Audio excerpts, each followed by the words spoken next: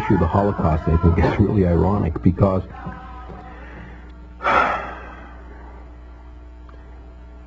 so much literature has been expended in the pursuit of exposing Hitler and the Holocaust and the terrible tragedy that occurred with the Jews, where 6 million people perished. What most people in this country fail to realize is that the model for that was here, was the treatment of our Indian people, was the model for Hitler, and he said so. He wrote it down, and he said that the prison camps here were the model for the prison camps. Also, the whole notion of turning the people against themselves within the prison camps and keeping them busy with each other so that they couldn't escape or didn't have other ideas was also born here, and he copied it. He thought it was a very good plan, and he really admired Andrew Jackson. So it's a little known part of history, but it is a reality, and nobody's ever really addressed it. Nobody's ever really talked about the Holocaust here. I mean, there were conservative figures, 19 million Indian people living in North America, 19 million. And by 1970, there were 260,000. They didn't move to Hawaii, or they didn't go to Sweden. Where did they go? They are gone. They were gone. Killed. Murdered. But 19 million people. That's not a Holocaust?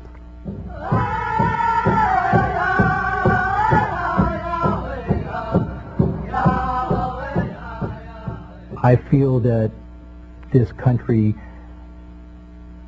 doesn't understand historically what happened to its indigenous people. They see it on television and they read it in the books, but they really don't see it in the practical sense.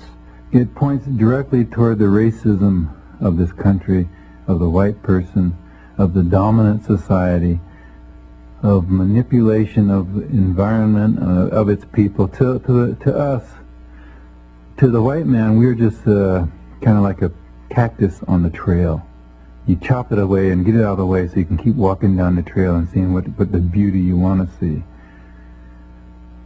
I think that one of my goals is to have our people look at themselves and stop dancing for white people and saying we're so pretty.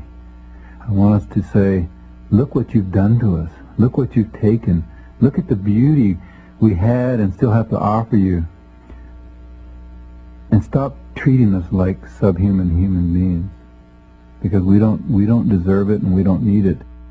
For more than 500 years, American Indian people have been subjected to the ever-changing whims of the white man, who with sword in one hand and Bible in the other, swept across this land like a plague of locusts. What the people of the United States did not know was that their so-called enlightened nation was setting an example that would be followed in the 20th century by some of the worst butchers known to man, including Adolf Hitler. In his biography of Hitler, John Toland wrote, "Hitler's concept of concentration camps as well as the practicality of genocide owed much." John Toland wrote, "Hitler's concept of concentration camps as well as the practicality of genocide owed much, so he claimed, to his studies of United States history, and he often praised to his inner circle the efficiency of America's extermination by starvation and uneven combat of the red savages who could not be tamed by captivity." In their efforts to deal with the original inhabitants of this land, the European and then the American governments tried many different approaches. First they tried subjugation. Then, when that failed, extermination.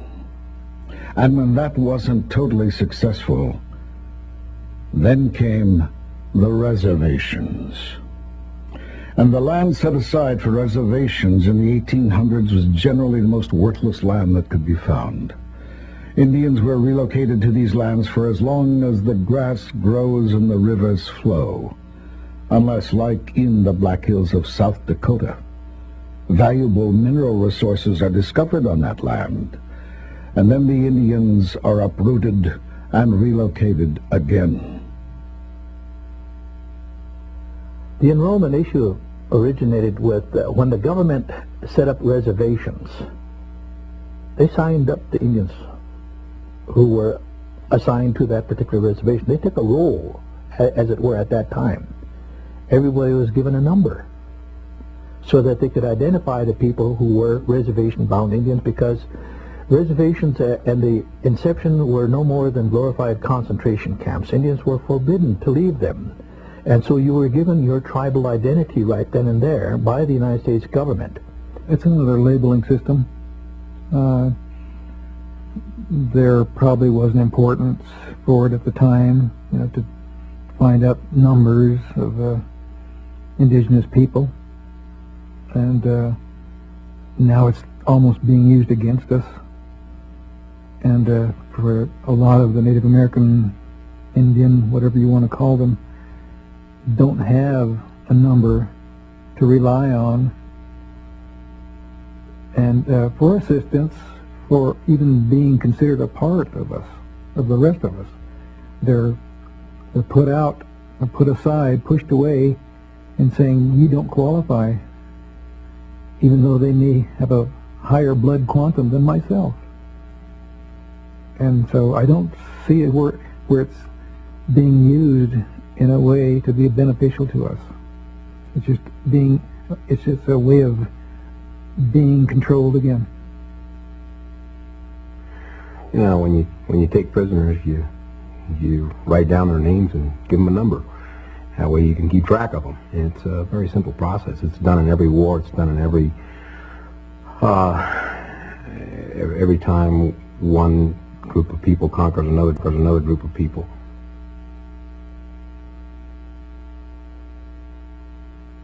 When I was younger, I was extremely angry about it.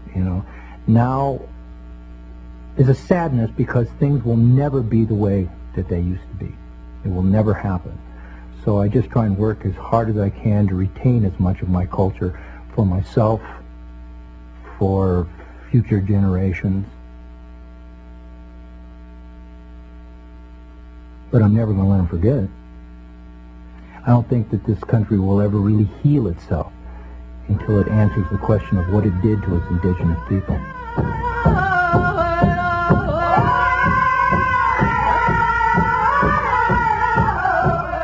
But confining Indians to reservations wasn't enough for many hawkish political and military leaders. Nothing short of total annihilation of the American Indian was acceptable in their eyes. Colonel John Chivington, known as the Fighting Parson and head of the 1st Colorado Cavalry, told a gathering of church deacons, "It is simply not possible for Indians to obey or understand a treaty.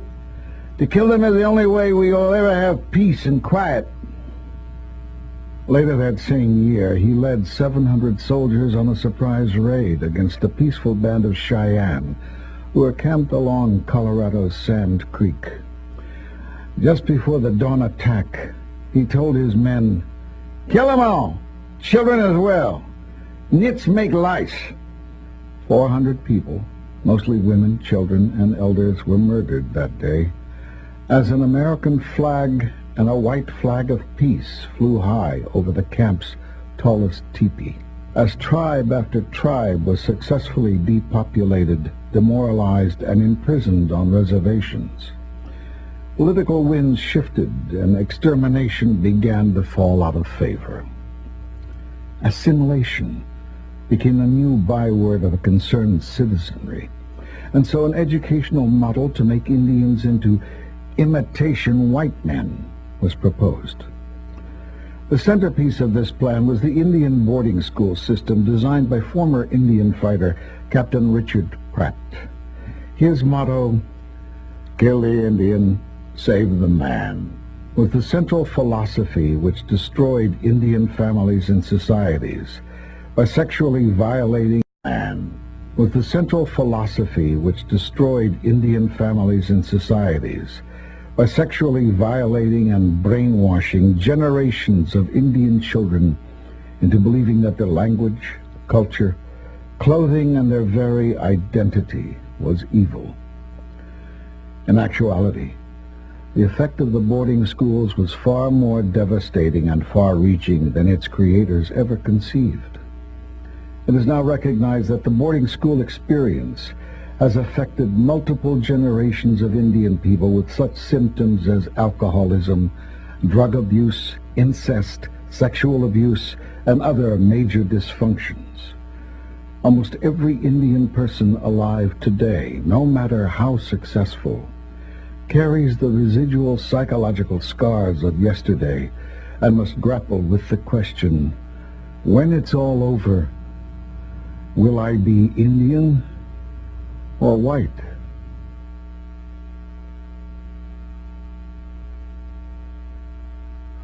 I grew up with the signs, no Indians or dogs allowed, and had to abide by those signs, not being able to go into places. And so from the very time I was very small, I think that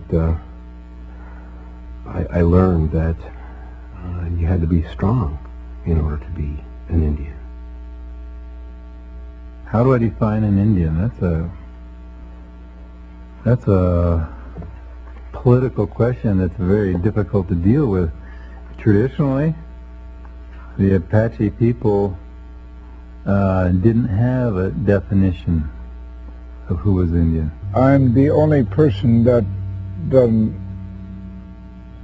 claim to be American Indian, because American Indian is only 500 years old, but I was here before Columbus. So that doesn't make me American Indian. So I'm a non-Indian, no, I'm a non-American. Today, America, nobody knows what America is, or nobody knows what Indian means. So the only Indian that was defined by Congress is primitive or North American Indian. But then what is primitive? Anything that goes by itself is primitive, but when you put a fence around it, it's not primitive anymore. So then what is Indian? 93rd Congress changed its tune to what is Indian to who is Indian, so only half will be regarded as Indian. So American Indian cannot be defined as a nation. So American Indian, as long as we're labeled American Indian will be written never, never, and never be recognized as a nation. So I think there's another way to look at that whole issue of what is Indian and what, the word or what we call ourselves. It's en Dios, meaning in God, that the people that he encountered were godlike, were very pure. And that en Dios became Indio, which became Indian. We have lost so much blood, and so many of us have died over the name Indian, that he says we've earned it. And we've earned that name with our blood. I find the word Native American offensive to me.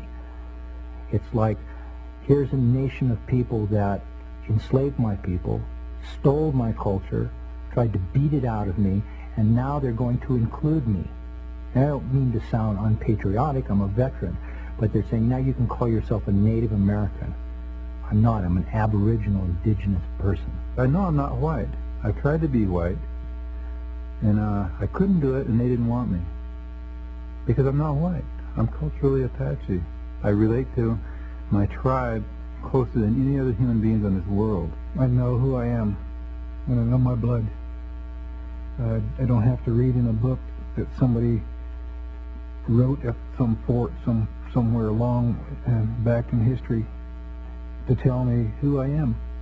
And I don't have to have a number to tell me that I am an Indian. Well, to me, I don't care if I'm 164th or 300 and whatever, or what, 1,000 something. There's a lot of our little kids that are, there could be 4 different tribes.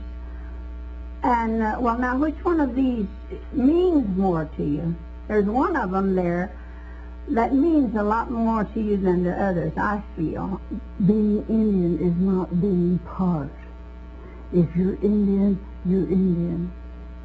You're not just, a part white or a part Hispanic or anything else. You're Indian because that's how you feel. When you grow up and you have an Apache mother or a Comanche or whatever, if she's 15 tribes, but she sings the lullaby to you of whatever tribe she feels, she knows, then you're going to feel the dominance of that in your life. She knows, then you're going to feel the dominance of that in your life. It's kind of like that's going to be your choice.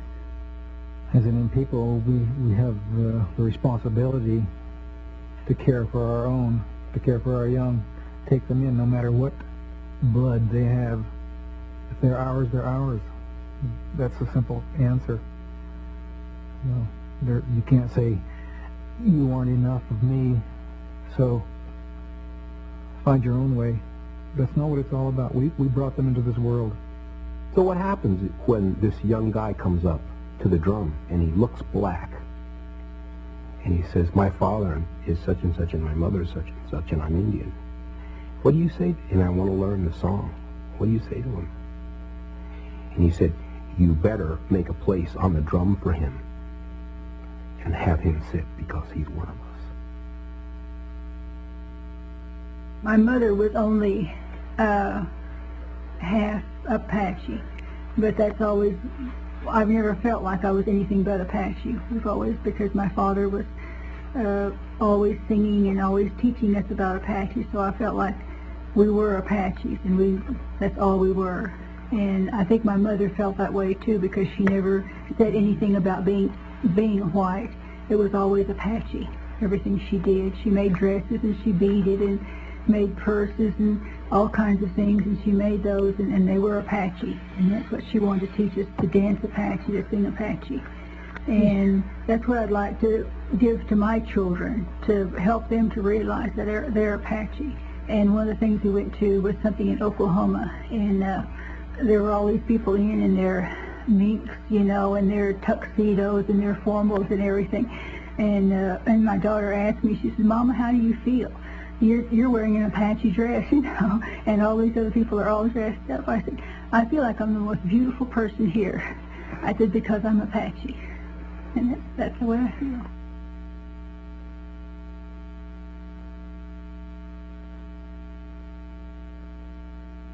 Somebody asked me one time, what is it like being a Native person, and especially being a person of mixed blood?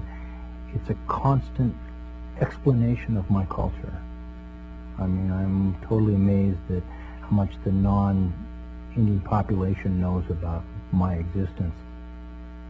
As far as tribal identity is concerned, this is, for many years, back in the times when this hatred and hostility about American Indians in our own country was so prevalent that many people who left the reservations, Native people who left the reservations, hid their tribal identity so that they could be accepted by the dominant society.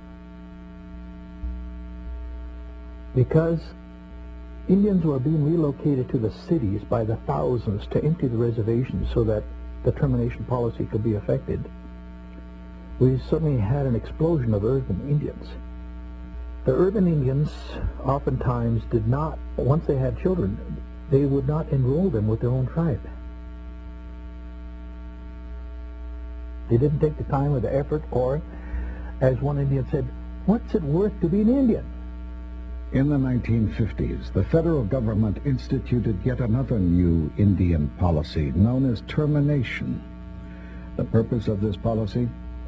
to eliminate tribal governments and tribal lands, along with any vestige of tribal identity, so that the Red Nation would become part of America's great melting pot. A major part of this program launched another relocation campaign which offered training, jobs, and a part of the American dream to any Indian who would leave the reservation and move to the city. What most Indians who signed up for the relocation program found instead was isolation, alienation, and further disintegration of their culture and identity. And so this policy became one more chapter of the American Holocaust. But relocation is not a dead policy of the distant past. It is an active policy of the present day.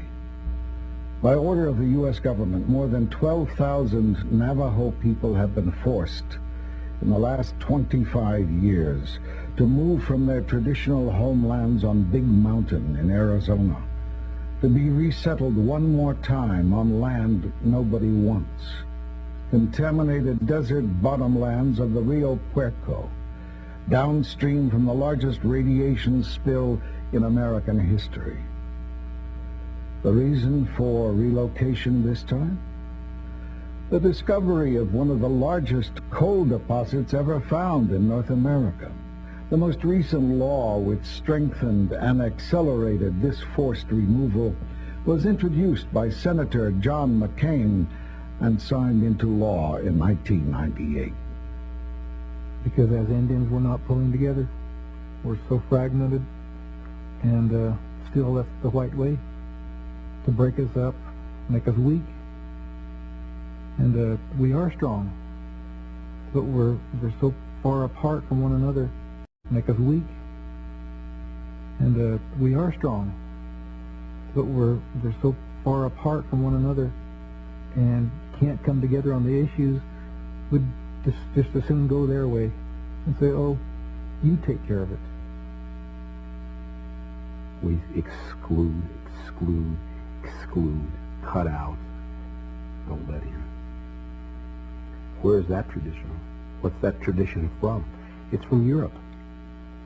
So we're being good white people when we do that, when we're being exclusive, but we're not being what our ancestors were. This world loses 6 million Jewish people, and the world feels sorry. The world loses 50 million indigenous people in this continent, and the world doesn't care. It's ongoing. And I say that with a great deal of sadness because a lot of the times the Holocaust is perpetuated by our own. And it's not necessarily the outsiders. I mean, we've learned our lessons well.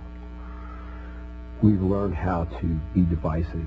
We've learned how to take the tools of colonization and use them on ourselves. And we've done that very well, thank you. And the Holocaust goes on today. People are dying all over the world. There are Geronimos all over the world fighting for their people. And dying sad.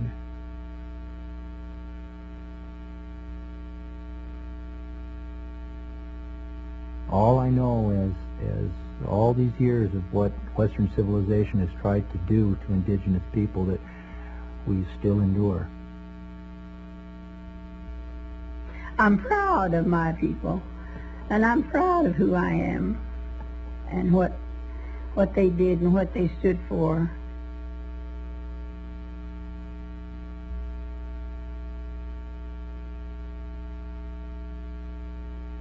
You survived.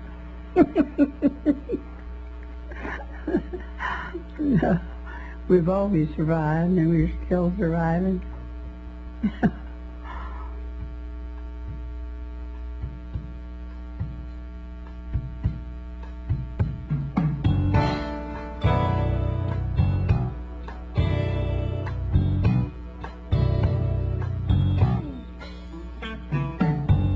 Went down to the river to wash my purify my soul.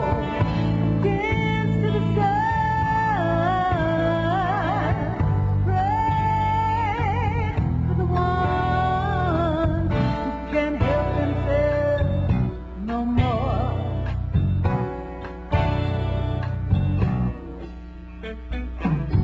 I'm guided by my vision. Everything's related. Walking in beauty. Our children are sacred.